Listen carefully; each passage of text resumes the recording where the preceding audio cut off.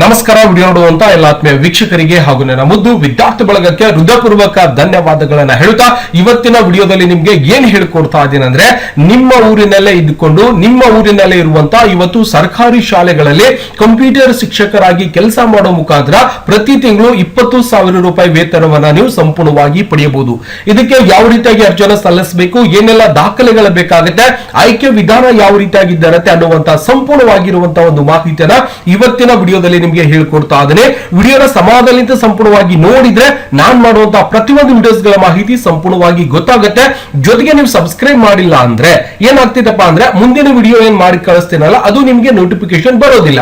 ಹಾಗಾಗಿ ನೀವೇನ್ ಮಾಡ್ಕೋಬೇಕು, ಸಬ್ಸ್ಕ್ರೈಬ್ ಮಾಡ್ಕೊಂಡ್ರೆ ಮಾತ್ರ ಏನಾಗ್ತದೆ, ಪ್ರತಿಯೊಂದು ವಿಡಿಯೋಸ್ ಗಳ ಮಾಹಿತಿ ನಿಮ್ಮ ಮೊಬೈಲ್ ಮೇಲೆ ಸ್ಕ್ರೀನ್ ಮೇಲೆ ನೋಟಿಫಿಕೇಶನ್ ಬರುತ್ತೆ. ನೀವು ಹೊಸ ಹೊಸ ವಿಡಿಯೋಸ್ ಗಳನ್ನ ಮನೆಯಲ್ಲೇ ಕೂತ್ಕೊಂಡು ನೋಡೋ ಮುಖಾಂತರ ಎಲ್ಲ ತರದ ಒಂದು ಮಾಹಿತಿಯನ್ನ ಪಡಿತಾ ಇರಬಹುದು ವೀಕ್ಷಕರೇ.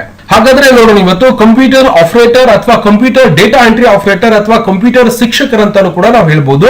ಈ ಒಂದು ನೇಮಕಾತಿಗೆ ನೇರ ನೇಮಕಾತಿ ಇದಿರತ್ತೆ. ಯಾವುದೇ ರೀತಿಯಿಂದ ಪರೀಕ್ಷೆಗಳು ಇರುವುದಿಲ್ಲ.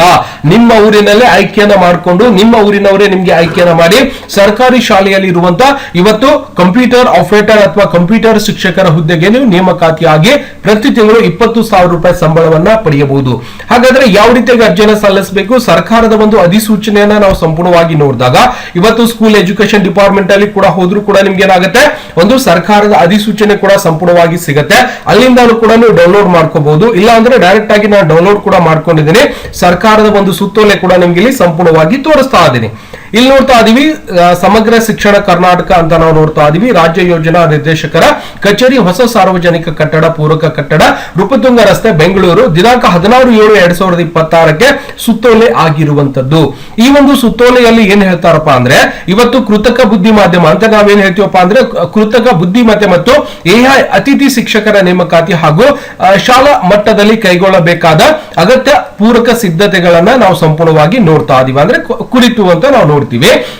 ಇದರಲ್ಲಿ ಏನ್ ಹೇಳ್ಕೊಡ್ತಾರಪ್ಪ ಅಂದ್ರೆ, ಆರ್ಟಿಫಿಷಿಯಲ್ ಇಂಟೆಲಿಜೆನ್ಸ್ ಸ್ಕಿಲ್ ಎಜುಕೇಶನ್ ಅಂತ ನಾವು ನೋಡ್ತೀವಿ. AI ಶಿಕ್ಷಕರಾಗಿ ನಾವು ಸರ್ಕಾರಿ ಶಾಲೆಗಳಲ್ಲಿ ಕೆಲಸವನ್ನ ಮಾಡಬಹುದು. ಅಂದ್ರೆ ಕಂಪ್ಯೂಟರ್ ಶಿಕ್ಷಕರಾಗಿ ಅಥವಾ ಕಂಪ್ಯೂಟರ್ ಆಪರೇಟರ್ ಗಳಾಗಿ ನಾವೇನ್ ಮಾಡಬಹುದು, ಕೆಲಸವನ್ನ ಸಂಪೂರ್ಣವಾಗಿ ಮಾಡಬಹುದು. ಇಲ್ಲಿ 2026-27ನೇ ಶೈಕ್ಷಣಿಕ ವರ್ಷದಲ್ಲಿ AI ವಿಷಯವನ್ನು 1,180 ಹೊಸದಾಗಿ ಅನುಮೋದಿತ ಸರ್ಕಾರಿ ಪ್ರೌಢಶಾಲೆಗಳಲ್ಲಿ ಇವತ್ತು 2024-25ನೇ ಸಾಲಿನಿಂದ 25-26ನೇ ಸಾಲಿನ ಅನುಮೋದನೆ 381 NSQF ಶಾಲೆಗಳು ಅಥವಾ 81 ಚಾಲ್ತಿಯಲ್ಲಿರುವ ಸಿಂಗಲ್ ಸೆಕ್ಟರ್ ಶಾಲೆಗಳ ಸೇರಿದಂತೆ ಒಟ್ಟು ಸುಮಾರು 1,042 ಶಾಲೆಗಳಲ್ಲಿ ಅನುಷ್ಠಾನಗೊಳ್ಳಲಿದೆ ಅಂತೇಳಿ ಕೂಡ ನಾವು ನೋಡ್ತಾ ಇದೀವಿ. ಹಾಗಾದ್ರೆ 81 ಶಾಲೆಗಳಲ್ಲಿ ಪ್ರಸ್ತುತ ಕಾರ್ಯನಿರ್ವಹಿಸುತ್ತಿರುವ ಒಂದು ನಾವೇನ್ ಮಾಡ್ತೀವಿ ಅಂದ್ರೆ, ಇಲ್ಲಿ ಬ್ಯೂಟಿ ಅಥವಾ ರಿಲೇಟೆಡ್ ಅಪ್ರೂವಲ್ ಸೆಕ್ಟರ್ ಗಳಾಗಿರ್ಬೋದು, ಬದಲಿಗೆ ಆರ್ಟಿಫಿಷಿಯಲ್ ಇಂಟೆಲಿಜೆನ್ಸ್ AI ಸೆಕ್ಟರ್ ಗಳಲ್ಲಿ ಜಾರಿಗೆಗೊಳಿಸಲಾಗುವುದು ಅಂತೇಳಿ ಕೂಡ ನಾವು ನೋಡ್ತಾ ಇದೀವಿ. ಹಾಗಾದ್ರೆ ಇದಕ್ಕೆ ಅರ್ಜಿಯನ್ನು ಸಲ್ಲಿಸಬೇಕಾಗಿತ್ತಪ್ಪ ಅಂದ್ರೆ, ಪ್ರತಿಯೊಂದು ಶಾಲೆಯಲ್ಲಿ ಇವತ್ತು ಕೃತಕ ಬುದ್ಧಿಮತ್ತೆ AI ಶಿಕ್ಷಕರನ್ನ ನೇಮಕಾತಿಯನ್ನ ಮಾಡ್ಕೋತಾ ಇದ್ದಾರೆ. ಇದಕ್ಕೆ ಯಾವ ರೀತಿಯಾಗಿ ನಾವು ಅರ್ಜಿಯನ್ನು ಸಲ್ಲಿಸಬೇಕು ಅಂದ್ರೆ, ಕೆಳಗಡೆ ದಾಖಲೆಗಳಿದ್ದಿರುತ್ತೆ.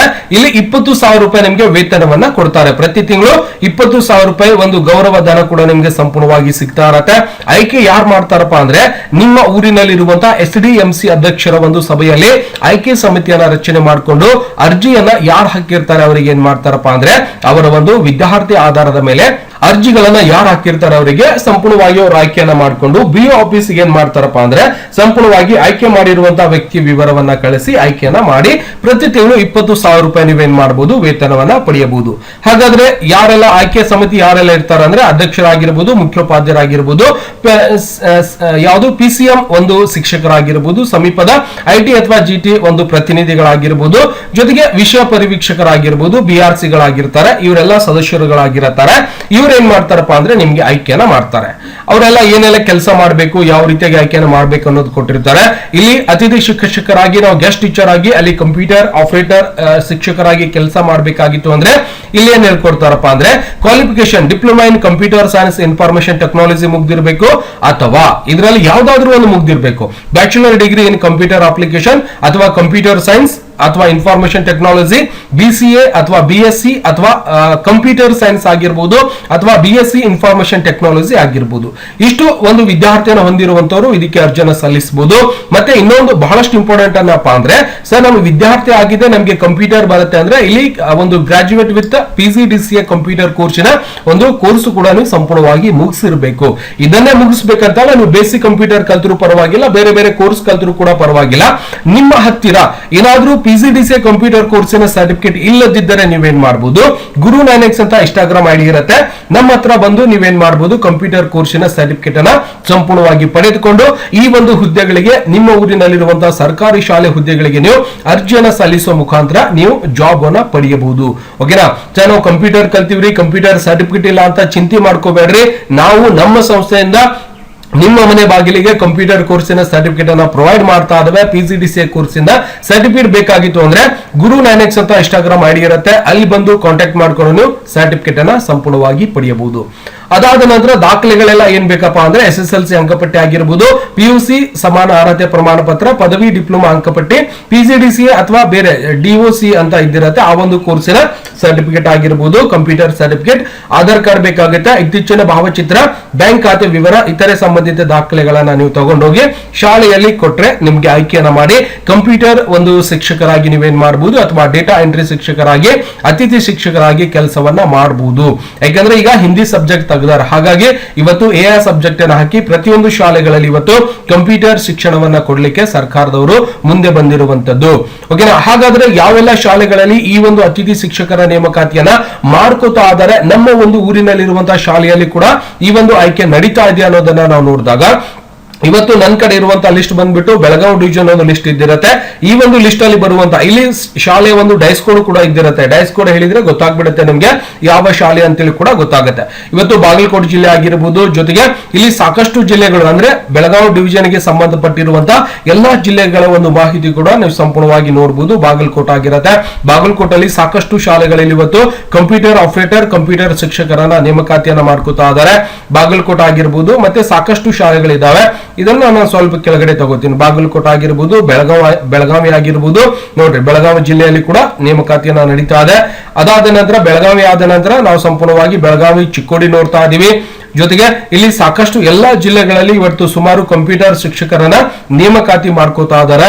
ನಿಮ್ಗೆ ಬೇಸಿಕ್ ಕಂಪ್ಯೂಟರ್ ಬರುತ್ತೆ, ಮನೆಯಲ್ಲಿ ಯಾರಿಗಾದ್ರೂ ಕಂಪ್ಯೂಟರ್ ಶಿಕ್ಷಣ ಬರುತ್ತೆ, ಸಪೋಸ್ ನಿಮ್ಮ ಹತ್ರ ಕಂಪ್ಯೂಟರ್ ಸರ್ಟಿಫಿಕೇಟ್ ಇಲ್ಲ ಅಂದ್ರೂ ಕಂಪ್ಯೂಟರ್ ಸರ್ಟಿಫಿಕೇಟ್ ನಾನು ಕೊಡ್ತೀನಿ, ಬಟ್ ನೀವು ಕೆಲಸಕ್ಕೆ ಜಾಯ್ನ್ ಆಗಿ ಪ್ರತಿ ತಿಂಗಳು 20,000 ರೂಪಾಯಿ ವೇತನವನ್ನ ನೀವು ಪಡೆಯಬಹುದು. ಇವತ್ತು ಧಾರವಾಡ ಆಗಿರ್ಬೋದು, ಅದಾದ ನಂತರ ಬೆಳಗಾವಿ ಡಿವಿಷನ್ ಗೆ ಸಂಬಂಧಪಟ್ಟಿರುವಂತಹ ಗದಗ ಆಗಿರಬಹುದು, ಎಲ್ಲಾ ಜಿಲ್ಲೆಗಳಲ್ಲಿ ಕೂಡ ಸ್ಕೂಲ್ ಡೈಸ್ ಕೋಡ್ ಇದ್ದಿರುತ್ತೆ. ಇದರ ಮೇಲೆ ನೀವು ಶಾಲೆಯನ್ನು ಗುರುತಿಸಿಕೊಂಡು ಆ ಒಂದು ಶಾಲೆಗೆ ಅರ್ಜಿಯನ್ನು ಸಲ್ಲಿಸುವ ಮುಖಾಂತರ ನೀವು ಕಂಪ್ಯೂಟರ್ ಶಿಕ್ಷಕರಾಗಿ ಕೆಲಸವನ್ನ ಮಾಡಬಹುದು. ಹಾವೇರಿ ಆಗಿರ್ಬೋದು, ಗದಗ ಆಗಿರ್ಬೋದು, ಧಾರವಾಡ ಆಗಿರ್ಬೋದು. ಇದೇ ರೀತಿಯಾಗಿ ಇನ್ನೊಂದು ಲಿಸ್ಟ್ ಕೂಡ ಇದ್ದಿರುತ್ತೆ. ನೀವು ವೆಬ್ಸೈಟ್ ಅಲ್ಲಿ ಹೋಗಿ ಸಮಗ್ರ ಶಿಕ್ಷಣ ಕರ್ನಾಟಕ ಅಂತ ಆ ಒಂದು ವೆಬ್ಸೈಟ್ ಅಲ್ಲಿ ಕೂಡ ಸಿಗುತ್ತೆ. ಇಲ್ಲ ಅಂದ್ರೆ ನಿಮ್ಮ ಹತ್ತಿರದಲ್ಲಿರುವಂತಹ BO ಆಫೀಸ್ ಗಳಲ್ಲಿ ಹೋಗಿ ಕೂಡ ನೀವೇನ್ ಮಾಡಬಹುದು, ಈ ಒಂದು ಲಿಸ್ಟ್ ಅನ್ನ ಸಂಪೂರ್ಣವಾಗಿ ತಗೊಂಡು ಆ ಒಂದು ಶಾಲೆಗಳಿಗೆ ಭೇಟಿ ಕೊಟ್ಟು ಅಲ್ಲಿ ಕೇಳುವಂತ ದಾಖಲೆಗಳನ್ನ ಕೊಟ್ಟು ನೀವೇನ್ ಮಾಡಬಹುದು, ಕಂಪ್ಯೂಟರ್ ಆಪರೇಟರ್ ಅಥವಾ ಕಂಪ್ಯೂಟರ್ ಶಿಕ್ಷಕರಾಗಿ ಒಂದು ನೇಮಕಾತಿಯನ್ನ ಹೊಂದಿ ನೀವೇನ್ ಮಾಡಬಹುದು, ಕೆಲಸವನ್ನ ಮಾಡಬಹುದು. ಯಾಕಂದ್ರೆ ಬಹಳಷ್ಟು ಮಂದಿ ಕಂಪ್ಯೂಟರ್ ಕಲ್ತಿರ್ತೀವಿ, ಇವತ್ತು ನೇಮಕಾತಿ ಯಾವ ರೀತಿಯಾಗಿ ನಡೀತಾ ಇದೆ ನಿಮ್ಗೆ ಗೊತ್ತೇ ಇದೆ.